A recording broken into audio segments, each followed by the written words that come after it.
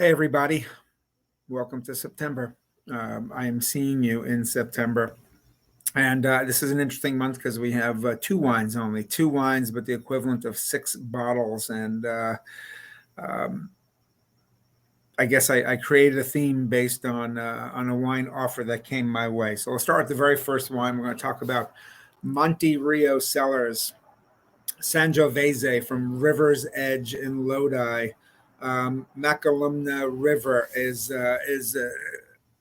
200-mile river that runs from the Sierra Nevadas down into Lodi. Um, and I'm thinking this is what John Fogerty sang about being stuck in old Lodi again, but this is not Lodi, New Jersey.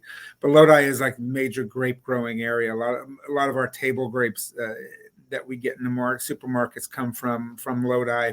Big wide open area, less expensive property. But it's also been a place where grapes are grown for well over 100 years, just like last month's Cinso from the Two Shepherds from that Bechtel vineyard. So lots of old vines, lots of new vines too. So this is 20-year-old vines, which is still pretty good. And that Patrick Cappiello, if you remember the month that we had the Skull wine, that was one of Patrick's ventures too. Patrick was a former New York and Philadelphia Somm. He, I believe, he's a wine writer for Playboy or was, and talk about a gig, and makes wines from sort of forgotten grapes. It's his mission to find grapes like Mission grapes, stuff that's been used in jug wines and been grown for decades, even a century in California, and making really good wines from them. So I was waiting for this to come out and got an email. I actually saw him post it one night. He posted saying, hey, the in Fiasco, the Sangiovese is going to come out. So, so I jumped on it and almost wasn't able to get enough because it's highly allocated. And they also do it in the regular 750 milliliter bottles too. But I really wanted this one for a few reasons. One is because it's a liter and a half bottle, which means that it is equivalent of two bottles of wine. It's Sangiovese, which is the noble grape of Tuscany. It's the noble grape in Chianti, but it's grown in California. It's grown biodynamically. It's grown by a family that's in the wine business, but they do some pretty cool stuff on the growing side. And Patrick sources some grapes from them.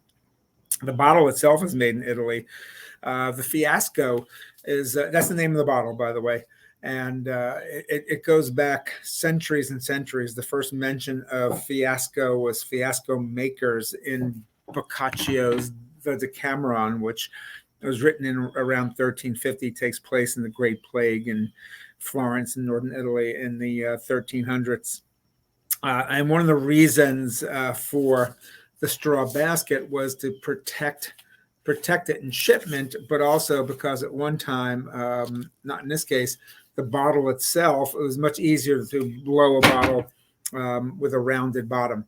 And so the straw basket actually kept it upright. And that might be the case with this bottle. I don't know. I guess one could always pull the straw off and see what it looks like. But the straw was known as sala. It was like swamp weeds that were sun-dried and then bleached with sulfur, and traditionally. And we remember it from childhood. Some of us who are of a certain age, where it seemed to be in every Italian restaurant or something that parents bought to have with every Italian meal, and then it became sort of a caricature of cheap, not well-made wine. But I'm going to guess that when it first started coming into this country, it was actually a lot better made than say once we hit the 70s and 80s and 90s.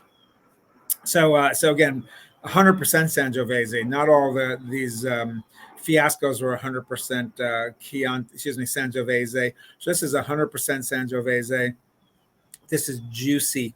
This is good. It's low alcohol. It's lower, like 12.5% alcohol.